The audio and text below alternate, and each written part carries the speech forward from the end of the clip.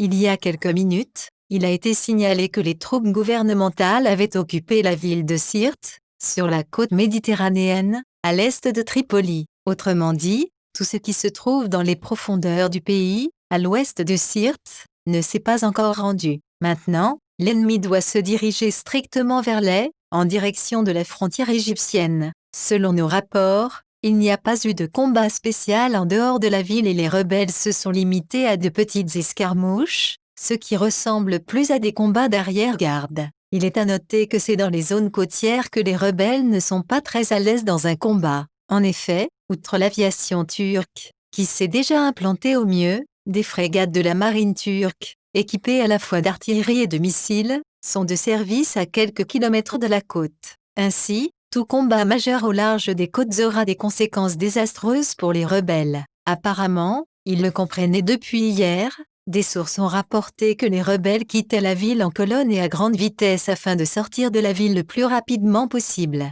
Certaines sources affirment que cette tactique déjà utilisée à plusieurs reprises ne fait que dire que les rebelles craignent qu'avec l'approche des forces gouvernementales, ils puissent obtenir une surprise des riverains. En tout cas, ils ont déjà quitté la Syrie. Dans le même temps, les Haftarovites s'élancent de la forteresse d'Al-Jufra. Au moins, il existe une telle vidéo. La retraite rappelle de plus en plus la fuite, alors que les troupes gouvernementales découvrent les énormes dépôts d'armes, d'équipements et de munitions que les rebelles ont abandonnés. Nous ne savons pas par quel principe l'armée turque permet aux rebelles de se retirer, mais on sait qu'ils détruisent une partie de l'équipement. Sur la photo ci-dessus, véhicule blindé de transport de troupes des Émirats arabes unis, touché par un drone turc. Peut-être jette-t-il clairement du matériel militaire simplement de peur qu'il ne soit jeté à la poubelle sur la route. Mais voici à quoi ressemblent les trophées de Taruna. Il suffit de voir combien de chars sont lancés. Eh bien,